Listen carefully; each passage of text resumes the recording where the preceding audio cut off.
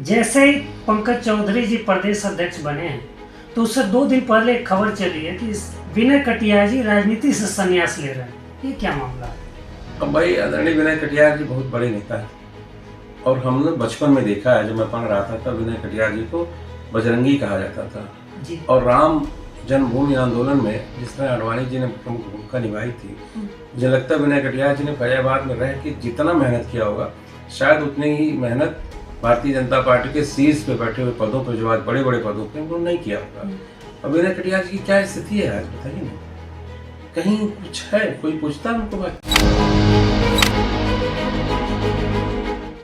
दोस्तों, आप देख रहे हैं यूपी 80 न्यूज और मैं हूं बलिराम सिंह। दोस्तों, हमारे साथ महाराजगंज से कांग्रेस के विधायक वीरेंद्र चौधरी जी हैं। आप लोकसभा का चुनाव भी लड़े और मजबूती से लड़े। प्रतिद्वंदी को, भाजपा के कैंडिडेट को आपने पसीना छुड़ा दिया 2024 में, और जो वर्तमान में महाराजगंज से सांसद हैं भाजपा के, उन्हें ही भाजपा का शीर्ष नेतृत्व उत्तर प्रदेश की कमान सौंपी है। प्रदेश अध्यक्ष पंकज चौधरी के खिलाफ आप चुनाव लड़े थे। हम इनसे जानेंगे पंकज चौधरी जी कुर्मियों को कितना साधने में सफल होंगे, कैसा रहेगा उनका कार्यकाल आने वाला। वीरेंद्र जी, आपका बहुत बहुत स्वागत है। बहुत बहुत धन्यवाद भैया बलराम सिंह जी, आपने अपना समय दिया, इसके लिए आपको बहुत धन्यवाद। और जो आप कह रहे हैं कि भाई शीर्ष नेतृत्व ने फैसला लिया, तो ये तो भाजपा का अपना निर्णय है। उन्होंने जो सोच के निर्णय लिया है वो अब उनको आगे सामने दिखाई पड़ेगा। मेरा जो मानना है कि भाई निर्णय या तो योगी विरोध का है या कुर्मी जाति के लिए लेके है, लेकिन जो भी है अमित शाह का फैसला है और ये फैसला वो अपनी राजनीतिक चाल के तहत लिए हैं या कुर्मी बिरादरी को साधने के लिए, ये अब तो उनको ही।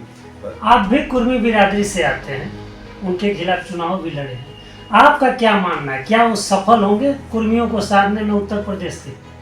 देखिए, जहाँ तक मैं अपने जनपद में चुनाव लड़ रहा था, देख रहा था, हमारे जनपद का कुर्मी 7 बार के एमपी होने के बावजूद भी उनके साथ नहीं संतुष्ट है, तो पूरे उत्तर प्रदेश का कुर्मी कितना संतुष्ट होगा है तो सोचने वाला और आने वाला समय बताया। नहीं, ये आप कैसे कर सकते हैं? 7 बार से लगातार वही जीत रहे हैं, पूरे प्रदेश में डंका बज रहा है। नहीं, जीत रहे हैं, मैंने जीतने पर नहीं मना किया ना कि नहीं जीत रहे हैं, जीत रहे हैं, लेकिन अगर वहाँ की बिरादरी में संतुष्टि नहीं बना पाए। मैं चुनाव लड़ रहा था तो आपने देखा कि उनका जो हालात थी, जो स्थिति थी, पूरे परिवार की बहू घूम रही थी। अगर ये स्थिति ना आई होती तो शायद कुर्मी उनको एक भी वोट नहीं दिया होता। 2024 में महाराजगंज का जो पटेल बिरादरी है, कुर्मी बिरादरी, वो आपके साथ था या पंकज चौधरी जी के साथ? वो तो आपको रिजल्ट बता दे रहा है। इससे पहले जब लड़ते थे जी, तो उनका अंतर 2.5 लाख से ऊपर होता था जी। और वो ये वीडियो बना के खुद जारी करते थे कि मैं अगर सोता रहूंगा तो भी 3 लाख से जीत जाऊँ। लेकिन 2024 में क्या हुआ? 24 में जो है ये स्थिति आ गई कि घिसटते घिसटते कई राउंड पीछे होने के बाद चुनाव आयोग की बदौलत जीत के आ गए हैं। अच्छा, चुनाव आयोग की बदौलत? और क्या, चुनाव आयोग ने जिता दिया, जनता ने तो उनको हरा दिया था। निश्चित रूप से जनता ने उनको हराया, चुनाव आयोग ने उनको जिताया। अच्छा, इस चुनाव, लोकसभा चुनाव को लेकर के आप कोर्ट भी गए हैं? जी, वो भी मुकदमा दायर है।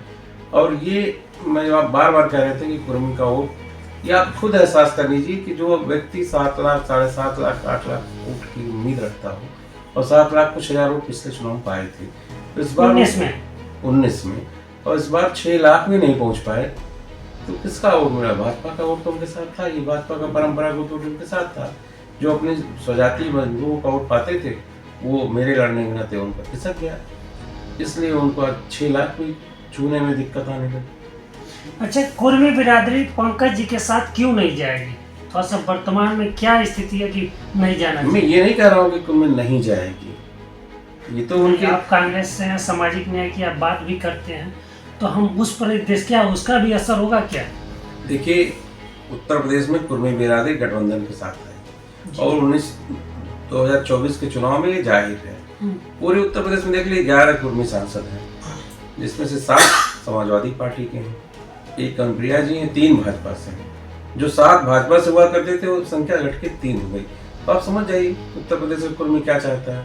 अच्छा, उत्तर प्रदेश का कुर्मी बिरादरी जो है वो भाजपा एनडीए से क्यों नाराज है, भाजपा से क्यों नाराज है? कुर्मी बिरादरी सबसे बड़ी बात खेती बाड़ी से जुड़ा हुआ है जी और उसका मूल धंधा ही खेती बाड़ी है। जी नौकरी व्यवसाय तो उसमें बहुत कम है और खेती बाड़ी पे जिस सरकार की जो स्थिति है आप देख रहे होंगे, जो भले वो भाषण देते हो कि हम कृषि में आय दोगुना कर देंगे, लेकिन वर्तमान में हालत ये है कि जो लागत है और जो उसका ईल्ड यानी जो उसका मूल्य मिलता है, उन दोनों में ये अंतर बराबर हो गया है। किसान अपनी मेहनत को अगर अपनी मजदूरी को जोड़ ले, अपनी मेहनत को अगर कुर्मी मजदूरी के हिसाब से जोड़ ले, तो शायद उसको अपने खेती में उसको बचत नहीं मिलेगी। और वो इस सरकार के इससे बहुत नाखुश है क्योंकि मूल्य नहीं मिलता है, फसलों का सही समय से बिक्री नहीं होती है उनके। कुछ आरक्षण को लेकर के भी नाराज है क्या? हाँ, ये तो पढ़ा लिखा वर्ग जो तबका है आजकल बहुत इसमें नाराजगी है, आरक्षण से प्रति भी नाराजगी है। और जिस तरह के कोटे का निर्धारण हुआ, जो 86,000 भर्ती हुई, जिस तरह से कुर्मी बिरादरी जो मेहनत करके आजकल पढ़ाई लिखाई की तरफ बच्चे जा रहे थे, जो कॉम्पिटिशनों में आ रहे थे, उसमें जिस तरह का आप देख रहे हैं 50% जो आरक्षण का सीमा थी, उसमें जो आते थे ओबीसी को भी उसमें सामान्य वर्ग में मिल जाता जी था। जी। और अब क्या कर दिया उन्होंने, अब रोक लग गई है क्योंकि उस 50% में 10% उनको। पहले ये था कि अगर ओबीसी का भी बच्चा, अगर कोई यादव, लोहार, बनिया, कुर्मी, कोयरी, अगर कोई बच्चा टॉपर था तो उसको सामान्य में काउंट। हाँ, वो 50% में मैंने मेरिट में पहले सम्मिलित कर दिया जाता था, लेकिन अब ऐसा नहीं हो रहा। अब वो मेरिट में नहीं सम्मिलित किया जा रहा, उसको अपने कोटे में सीमित कर दिया गया है 27% ओबीसी में। तो ये तो ओबीसी का ही नुकसान है। अच्छा, भाजपा के पहले भी प्रदेश अध्यक्ष रहे हैं, ओम प्रकाश सिंह रहे हैं, विनय कटियार रहे हैं, स्वतंत्र देव सिंह रहे हैं। स्वतंत्र देव सिंह मौजूदा समय में जल शक्ति मंत्री हैं, योगी सरकार के सबसे पावरफुल मिनिस्टर उनके पास है। तो ऐसे लोगों के बाद अब पंकज चौधरी को लाया गया, ये चौथे प्रदेश अध्यक्ष हैं। जी, इससे पहले आपने जैसे बताया, इनसे मजबूत भाई ओम प्रकाश सिंह जी, विनय कटियार जी, स्वतंत्र देव सिंह जी अपना ये कार्यकाल निभा चुके हैं। भारतीय जनता पार्टी ने जैसा व्यवहार अपने उस प्रदेश अध्यक्ष के साथ किया है, हमारे साथ तो करते हैं, दूसरे पार्टी के लोगों पर आरोप लगाते हैं कि मेहनत किया प्रदेश अध्यक्ष ने, मुख्यमंत्री बना दिया दूसरे को। अच्छा, तो एक चीज और बता दूं, इसी में मैं जोड़ दूं, जैसे ही पंकज चौधरी जी प्रदेश अध्यक्ष बने हैं, तो उससे 2 दिन पहले एक खबर चली है कि विनय कटियार जी राजनीति से संन्यास ले रहे हैं। ये क्या मामला है? अब भाई आदरणीय विनय कटियार जी बहुत बड़े नेता है और हमने बचपन में देखा है, जब मैं पढ़ रहा था तब विनय कटियार जी को बजरंगी कहा जाता था जी। और राम जन्मभूमि आंदोलन में जिस तरह आडवाणी जी ने प्रमुख भूमिका निभाई थी, मुझे लगता है विनय कटियार जी ने फैजाबाद में रह के जितना मेहनत किया होगा, शायद उतनी ही मेहनत भारतीय जनता पार्टी के शीर्ष पे बैठे हुए पदों पे, जो आज बड़े बड़े पदों पे, उन्होंने नहीं किया होगा। अब विनय कटियार जी की क्या स्थिति है आज बताइए ना, कहीं कुछ है, कोई पूछता है उनको भाजपा में? नहीं पूछ हो रही तो संन्यास लेना मजबूरी है। जब आदमी को उसके दल के लोग ही नहीं पूछ रहे हैं, उनके लिए कहीं राष्ट्रीय कार्यकारिणी छोड़ दीजिए, मुझे तो लगता है प्रांतीय परिषद के सदस्य भी उनको नहीं बनाने के लिए लोग तैयार हैं, तो उन्होंने संन्यास लेगा और लेना ही पड़ेगा क्योंकि भारतीय जनता पार्टी में उनके जैसे नेताओं की, मेहनती लोगों की पूछ नहीं करेगी। तो आपका मानना है कि पंकज चौधरी जी कोई करिश्मा नहीं दिखा पाएंगे? देखिए, मैं कोई भविष्य वक्ता नहीं हूँ कि मैं भविष्य बता दूँ, लेकिन अच्छा, उनको संगठन का कितना अनुभव है? ये मैं कह सकता हूँ, दावे के साथ कह सकता हूँ, मैं उनको जानता हूँ, मैं उसी जनपद से आता हूँ। आज तक वो किसी जिले के संगठन में भी नहीं काम किए हैं, तो क्या प्रदेश संगठन का बड़ा पद दे देना भारतीय जनता पार्टी के अपना निर्णय है, हो सकता है उस पर वो कितना। कई बार होता है कि आदमी, जैसे कि बहुत सारे अधिकारियों को देखा कि आपने जो सेंटर में थे, AK शर्मा जी PMO में थे और अब आए और 2 मंत्रालय संभाल रहे हैं। जो संभाल रहे हैं उसका क्या स्थिति है, ऊर्जा मंत्रालय का क्या हाल है, बिजली की कटौती जो गर्मी में हो रही थी, मुख्यमंत्री जी समीक्षा में क्या बोल रहे थे, शर्मा जी ने क्या कहा अपने अधिकारियों को, याद है ना वो शब्द? जी। मैं नहीं कहना चाहता, वो अशोभनीय शब्द है। इस तरह के मंत्रालय समझता है। बिजली विभाग पूरी तरह से गर्मी में फ्लॉप रहा उनका। आज ठंडक आ गया, अब तो कंजप्शन कम हो गया, बिजली दिख रही है। गर्मी में जो हालत हो गई थी, वो निश्चित रूप से आपको संतुलन बना के, मंत्री का काम होता है कि गर्मियों सर्दियों का संतुलन जो होता है, जो बढ़ता है वहाँ डिमांड बढ़ती है, उसको बैलेंस करना चाहिए ना। क्या हालत है गर्मियों में?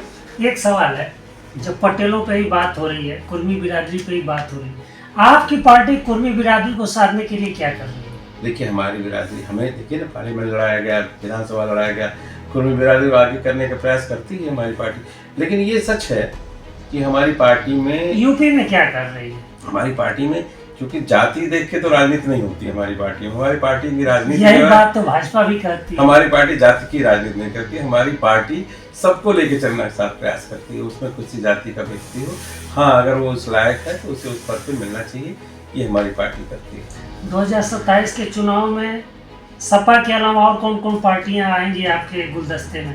देखिए ये तो पूरा उत्तर प्रदेश जानता है कि भारतीय जनता पार्टी के इस सरकार में जो लोग शामिल हैं, जो और भी अन्य छोटी छोटी पार्टियां शामिल हैं, मैं नाम नहीं लेना चाहता, उनकी भी क्या स्थिति है, वो भी लगातार अपनी विरोध दर्ज करा रहे हैं।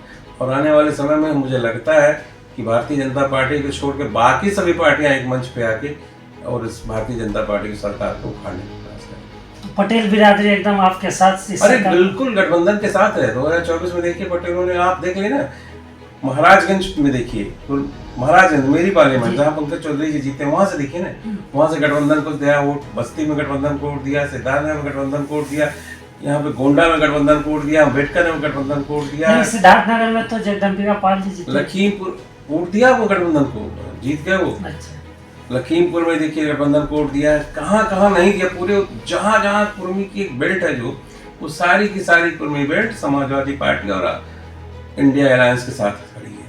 और इंडिया अलायंस के साथ जाने के बाद आज भारतीय जनता पार्टी को एहसास हो गया कि ये बिरादरी हमसे दूर जा चुकी है, तो उन्होंने ऐसा प्रयोग किया। तो दोस्तों ये थे वीरेंद्र चौधरी जी। आपने सुना कि कुर्मी बिरादरी उत्तर प्रदेश का कहाँ जाएगी आने वाले समय में। आप आए, बहुत बहुत धन्यवाद।